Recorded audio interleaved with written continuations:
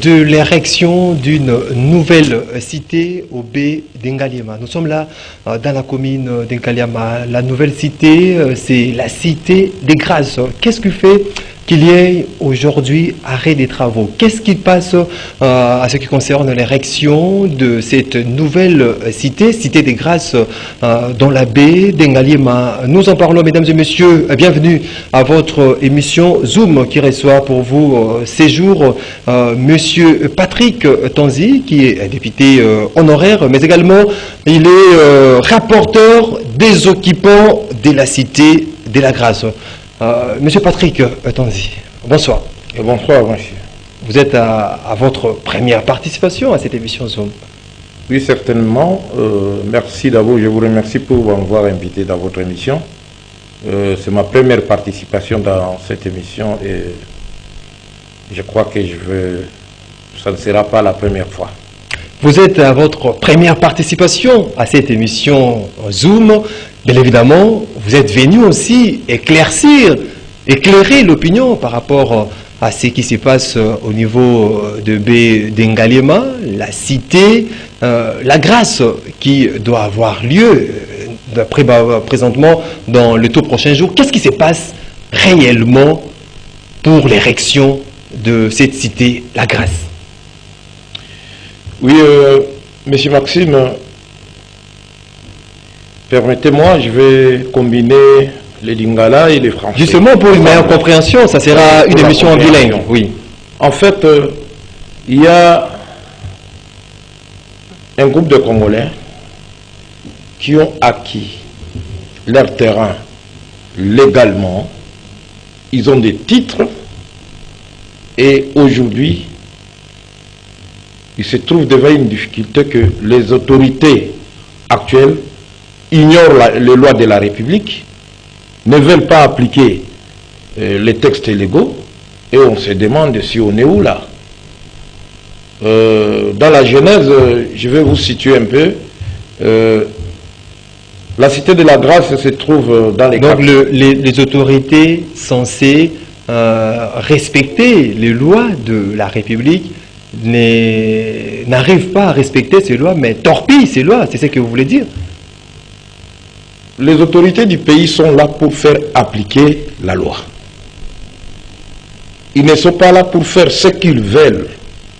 Ils font tout conformément à la loi. Et évidemment, il ne faut pas oublier, il y a le principe de la continuité de l'État. Nous, Congolais, on s'est entendus.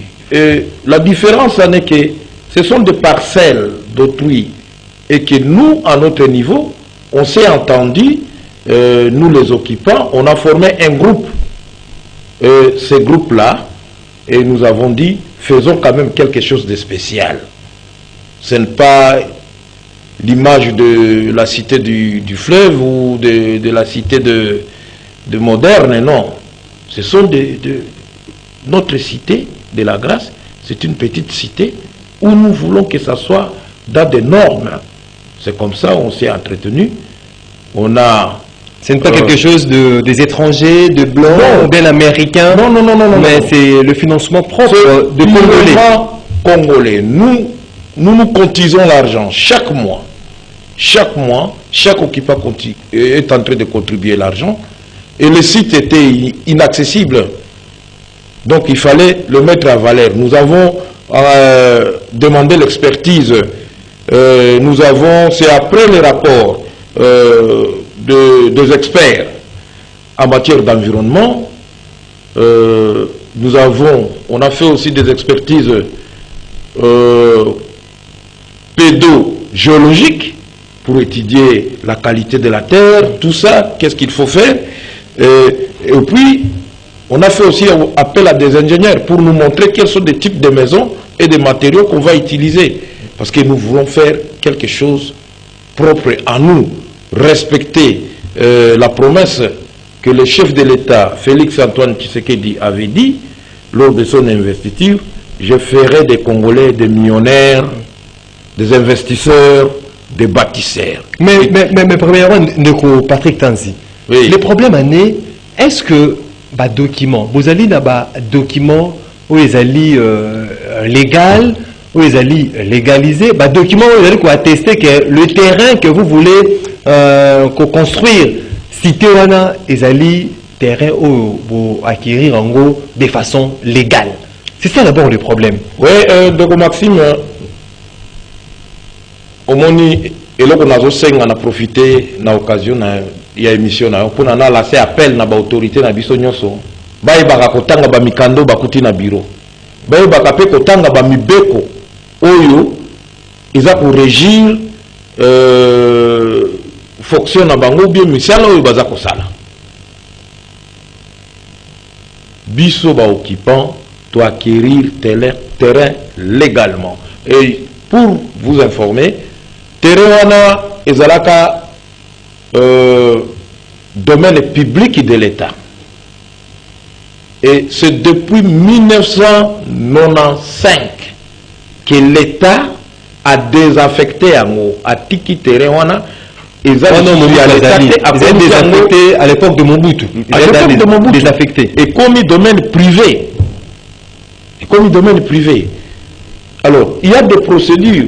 Tant que comme domaine privé, tout Congolais, il peut aller demander à l'État, awa, na lingina sala bilanga awa peut-être place na moni boye na lingina ba sala ngokoma cité pour na ko résorber voilà ba procédure wana nyoso tolandi ba plan d'aménagement ba nini nyonso esimbi mikanda nyonso ezali et jusqu'à ce que l'État yemoko a arrêté ministériel ezali ou autorisé ba parce que plan d'aménagement est là qui va autoriser ça là ça va le pango abattu donc Mikanda Bozali Nango et le pango ils ont des titres tous en bas titres et ce côté na contrat de location l'article 4 va combien ouvertement tant aux alliés aux 8 titres on est payé au droit et à propriété. Propriété et comme il y a yo et ce que les sources de la constitution au commis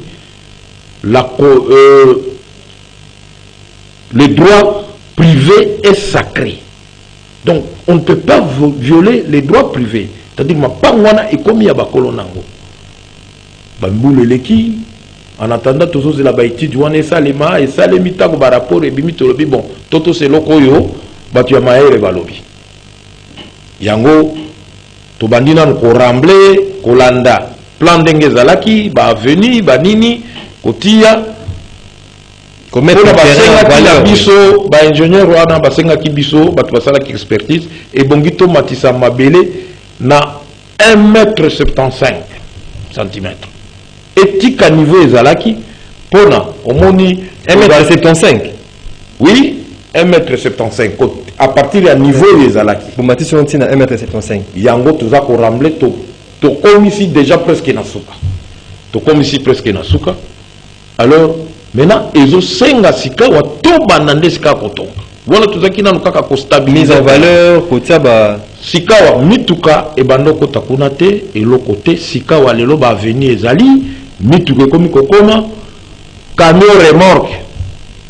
Camion remorque et comme kokota kuna même na 50 tonnes. Oh, route est impraticable. Donc balabala les alakate. Balabala les alakate zamba. Maintenant, ce que moni balabala les aliwana c'est ezali na plan cadastral les ali ou epesi ba mapango ou ba pesa ki ba autoriser ki nango pona basala nini ba prend plan, c'est-à-dire il a ici à venir et kiawa ou ba mapangu boy na boy nyoso. Et bon ce que bino mtozali na ba titre na bino bozali na ba documents légaux. Est-ce que le ministre, par exemple, le ministre de l'Urbanisme et Habitat, le ministre des Affaires foncières, Molendo Sakombi, Pius Mobile, Mopanzikuna, Bangazali Kolobanini, face à problème. Problème est aboué.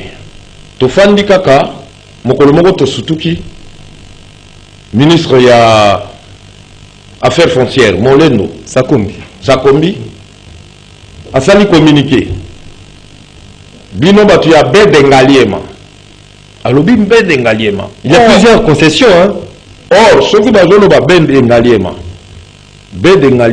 ezali munene nakoki natangeli ba concession natanga Tétan ma concession voilà Bedengaliema soko lobi Bedengaliema c'est-à-dire ezui concession ya Boule ya Ubwira ezui docteur Aimé ezui Chanik ezui Itex Africa ezui lisusu Cité de la Grâce Espoir Abisso résidence ya premier ministre Yemoko ezana kati ya Bedengaliema ozui Aurore Régie des eaux Chanik omoni Châtier Naval ezana kati ya Bedengaliema mais alobi kaka non communiqué wana elobi nini et visé qu'à la grâce terrain wana ezali terrain ya l'état ye asengi batu batika balibere terrain wana biso tolobi ndenge nini terrain ekomi ya l'état banda ntango nini état ke des bons citoyens congolais plein de sens civique tolobi te aza mokonzi tokotika yango boye te malgré tozwi na réseaux sociaux toluka est-ce que c'est vrai toluki tokutike ya solo communiqué wana esalemaki torépondre ye tokomeli ye mokonzi en tout cas terrain oyo ezali domaine public ya l'état la grâce des actes visés bazo visé kaka biso esika mosusu soko ke lokola na Ubwira musala ezosalema nango normal sous couvert na ye moko pe ministre ya affaires foncières azaka pe na cabinet ne kuna na hôtel Ubwira kuna azawana amonaka musala ezosalema kuna mais biso balingi tosala musala te pour ani convoitise bamoni ndenge sika wa tokomisi terrain viable tozana ba projet tosali tozana ba projet alors nazongela omoni tango asali biso tokomeli ke terrain oyo a été déjà désaffecté depuis 1995 par arrêté numéro telle date signé par je crois bien par le feu Mondo Simba à l'époque. Mondo Simba. Oui, c'est lui qui était Mondo Simba, les pères, pas les fils, les pères, père à son âme. To komeli to lakisi ke ezali mabele à l'état domaine public à l'état ezali domaine privé afandi kimia akiza ta réception te 3 mois après tout le monde baye d'appui sur moi bif on a ministre urbanisme baye na excellence puis sur mabidu basuki pa na itex bakoti pa na bisote bazo sala assembla lokola bazo tala pa na itex nzoka baye kaka kotala ndenge ba travaux na biso ezosalema bazongi mokolo wana kaka na pokwa kolanda na télévision Pius Mabilu excellence Pius Mabilu na maloba na ye alobi toza na état de droit ozala nani ozala ministre ozala nani député nani ozwaki tere kuna tere wana eza mabele ya l'état zo récupérer mabele ne wana nyonso on est où là vraiment des ministres qui ne savent pas lire les textes. Donc, pour Bango, non, l'état texte n'existe pas. Non, on ignore le fait que il y a un état de droit exaté. État de droit exaté. Parce que l'état de droit commence par le respect des textes. L'état de droit commence par le respect des textes. Quand on ne respecte pas les textes, c'est qu'il n'y a pas d'état de droit. Or, Batulelo, il fallait appuyer chef de l'État, mettre vision en œuvre. Bango wana bato ya mbozali exécutif, ce qui est exécutif, ils allaient en mesure de appliquer vision à chef de l'État. Ils allaient grave. Comment tout un ministre ne savent pas lire les textes qui régissent son domaine? Non, c'est intolérable. Bisopé, tango alobi boy, to fandikimia, to lobite. Baswa ni saka mokonzi te to komelie mukanda na ba document wana nyonso ba preuve to tindelie pe to réserver copie na premier ministre na président de la république qui m'écoute to continuer musala Tolingo Sutuka, Premier ministre a commis l'Issoussou. Le Premier ministre à qui vous avez réservé la copie. Mais non. Avant Premier ministre, Bango l'Issoussou Babimisi Mukanda. Le deux ministres. Les deux ministres. Le ministre des Affaires foncières, Bakali communiqué conjoint. Il y a des ministères qui va sengi, va arrêter les travaux na biso. En attendant, bazoya ko indemniser biso. Loba. C'est-à-dire bango moko ba pour se retrouver que biso tozalaki dans la légalité. Maintenant il faut ba logo la biso, d'où il faut qu'on ait la procédure, il faut là c'est le communiqué conjoint et le lobby to arrêter travaux ba indemniser bino. L'état a un projet likola mabele wana bazoya ko indemniser biso. Or biso to lobby l'état a un projet ni toyoki te. L'état zole la bongo zate ko futa batu boy mindondo awa mindondo tala balex kuna grève ba senya grève buena bwe. Ezo sala ka tour soki ba senya te lobby ba magistrat te o l'état unique ya lebino tonga cité wana boté la batu ba monta moko falamineux abike non tika tonga attends ba monta moko et répondre ba biso ezali lopango papa. Pour les alliés, le pango ya mutu na mutu. Et ça, le la cité de la grâce, nous faisons à mutu mon côté. Et ça, le besoin na katia quartier. Na katia quartier, na bino, le pango est kangemi. Mais la maquette, c'est bino total dans l'écran, remis cité touristique, la grâce. Mais oui, on a les alliés après banini. Biso nenge to fandi wana, to lingito tonga banda ko na biso za la ba modèle boye.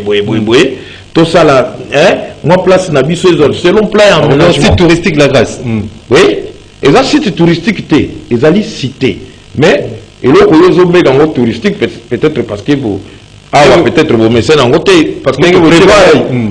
Au moment où tu touches maïté, tu prévois plage. Parce que ça, plage, côté fleuve, tu touches. Tu prévois quand même plage pour la banane, tu prévois place à distraction. Tu prévois. Tu pêcher, tu vas à la kawana. Tu prévois marcher,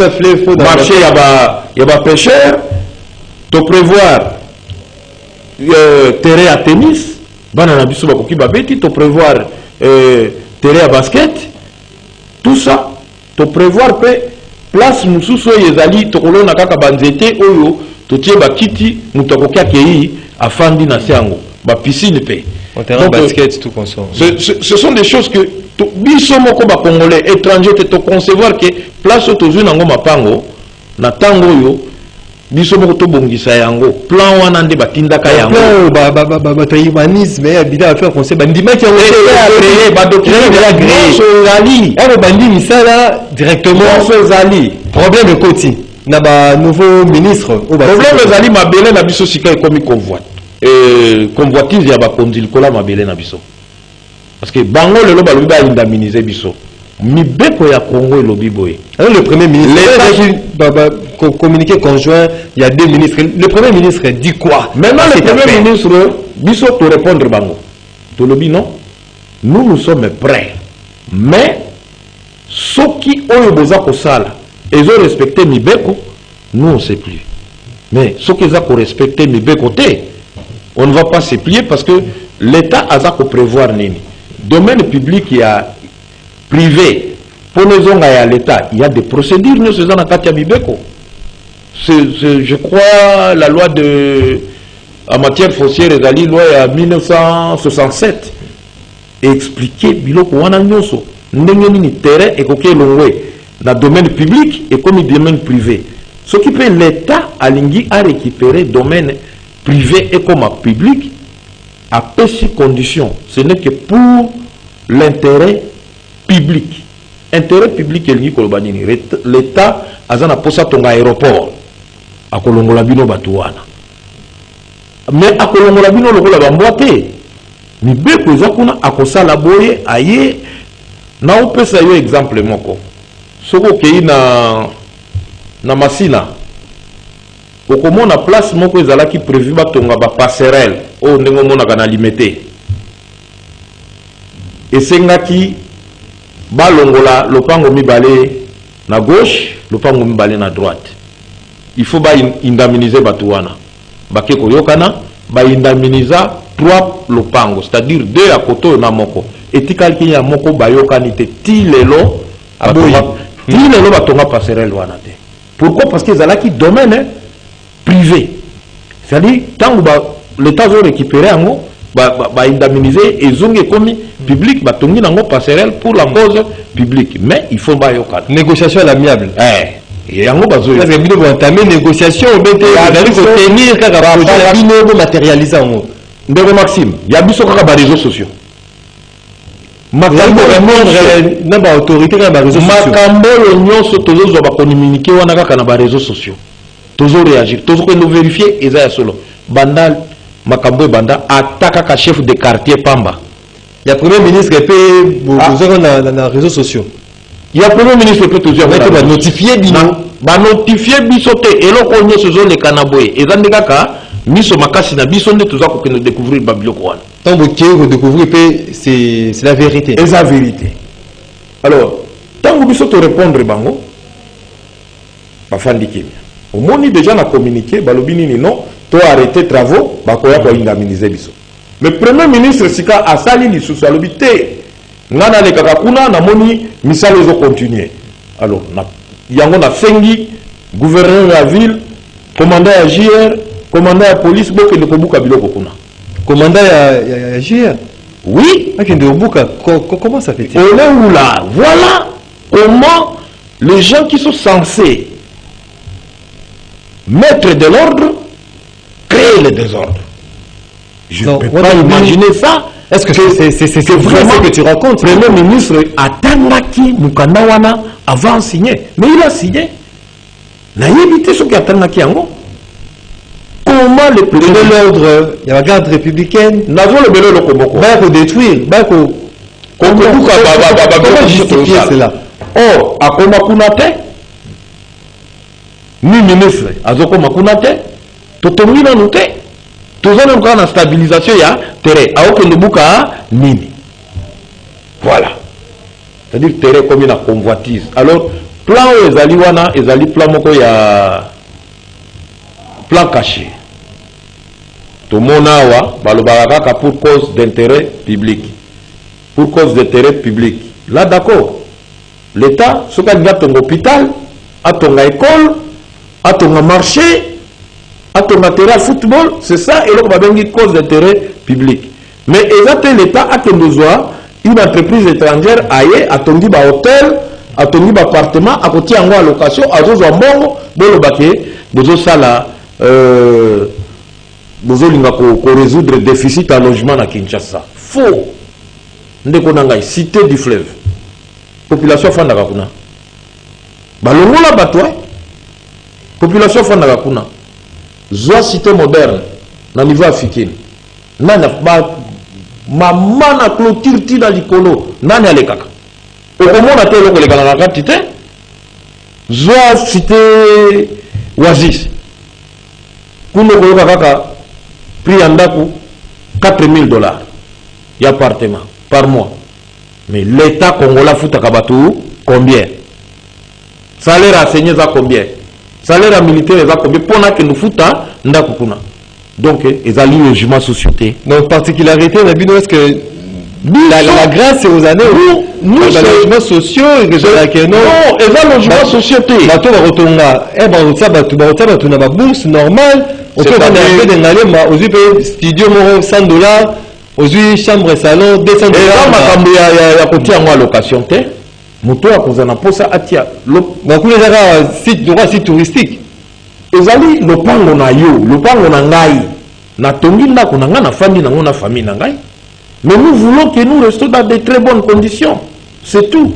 Yango, to kolisi mael na biso, to sala nini na biso za la moi, to fanda biso nyoso kimi yango to yoka dans la classe et répondre à la norme. Chaque mois biso ba habitant, biso ba occupant. To sala comité, ngana za rapporteur ya comité wana. To za ko yoka na malamu. To zali wana ba tribu nyonso ya Congo. Na cité de la discrimination aucune.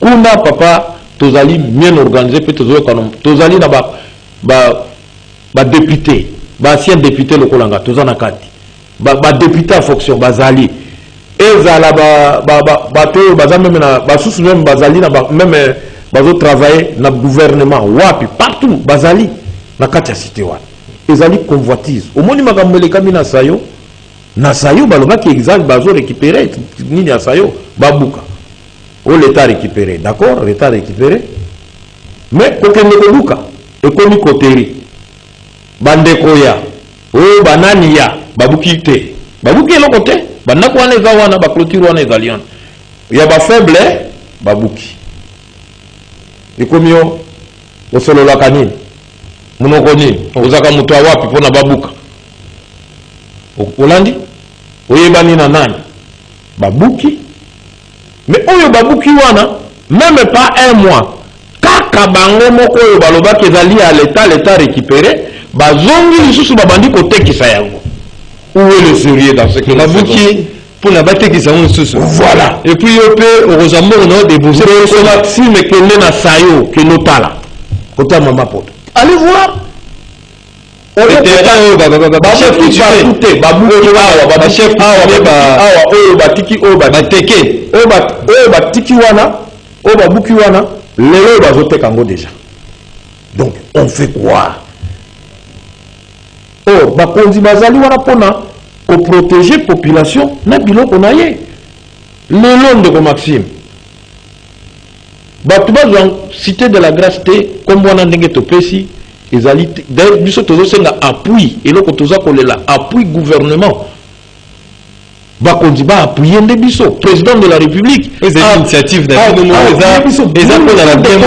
population va bénéficier de la na condition ya malamu population bénéficier na quartier toyokani tozosangisa mbongo tobongisa sika na biso ezala quand même un petit paradis ezate ko lobelo komoko spécial to nini te mais motema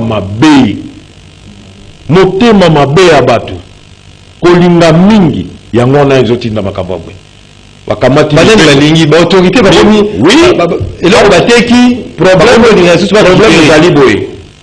il n'y a pas un projet de l'État là-bas. Je veux vous dire que l'État ne prévoit pas que ba longola mabele na maboko ya un privé pour na ba pesa ngo na privé mususu l'État lingi angote l'État lobi boy l'État yomoko akoki a récupérer mabele pour na cause publique mais pour na privé à privé boke de ko négocier bino mbale ozana posa lupango na ngai yaka pa na ngai toyokani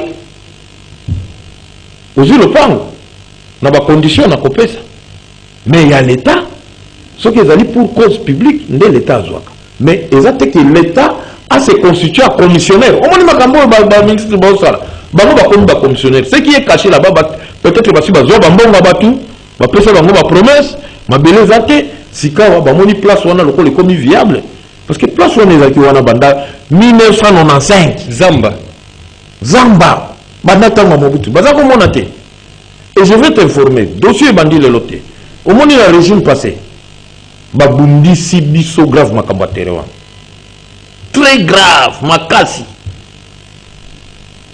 ba JR banani bazokota police nani parquet même asuka nini mokolo penza mokonzi ye moko ancien président Joseph Kabila akedaki ko tomber likolo ba document na biso ezalaka vrai ezaki droit na biso albi botika bato na bafanda baza ba congolais eza place na bango baza en règle pourquoi vous déranger bango yango moni tozwaka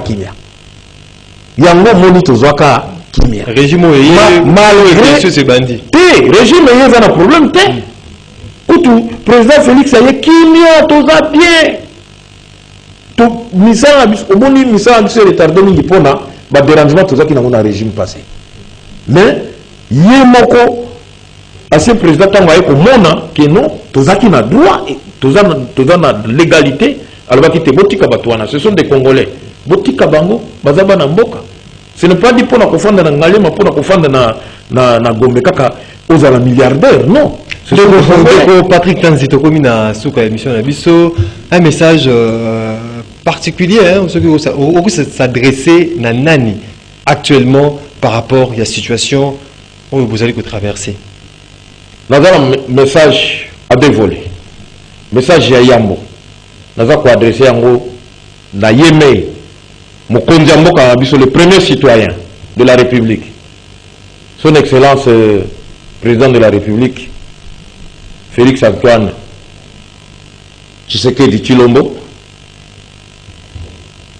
à la Pakindai à Salaki serment qui a protégé Mboka na biso biso ba population nae na ba biloko na biso biso tozali bana nae tozali bana Congo tosengi a sécuriser biso na mapango na biso na biso nyonso bana ya Cité de la Grâce oto yokani Kongolo ya uti na Mbujima yo ya uti na Goma o ya uti na lokola ngai na uti na Faraj Musika le territoire, je te forme le territoire le plus éloigné de la capitale le territoire à Faraj na uti kuna nazaki député mondamba ya mbongo na ngai na zuma sika na ngai oyo bana basi bakoli bafandaka ole batambola na balabala yo ya kuna parce que soni otondi ole koloba eza ya l'état tango ezaka ya l'état te jamais président Félix na rappelé yo mo la kisaki biso état de droit ezali kotosa mibeko yango na sengi na ba ministre nyonso ba kotosa mibeko bango nde bazala ba exemplaire ba le kalikola mibeko te avant kosala makambo ba réfléchir bazala pe na humanisme ba longola biso ba traumatisme toza nango batika biso to biso moko ba Congo ba congolais na profiter koloba na bango ba longola idée que mundele ndako ya kobongisa mboka na biso jamais mundela zo ya pona zo mbongo mais biso moko nde to kobongisa mboka na biso exemple yango wana na Cité de la Grâce zo mona biso made in Congo biso moko na moyen toza na biso na mbongo te ba cotisation ka muke wana yango zo mona tozokende nango. Espérons que le chef de l'État aura entendu ces cris de détresse. Il y a Kipon, il y a Cité de la Grâce, la baie de Nglalima. Mesdames et messieurs, l'émission est terminée. On a eu de réel plaisir de recevoir pour vous ces jours monsieur Patrick Tanzi, qui est rapporteur des occupants de la Cité de la Grâce dans la baie de Nglalima. On vous dit merci pour le temps disposé. Merci. Vous étiez nombreux à suivre cette émission. Je vous dis merci de votre attention soutenue. Et puis, nous allons faire ces clins d'œil à Sarah Sota. Sarah Sota, un clin d'œil à toi. Une émission réalisée par Moro Djambé. Bruno Nzinga était du côté de la régie, Olivier Longwango derrière les caméras pour vous présenter ces belles images. Je vous retrouve la semaine prochaine pour un autre numéro. Ça sera avec le même plaisir pour parler Congo. Au revoir.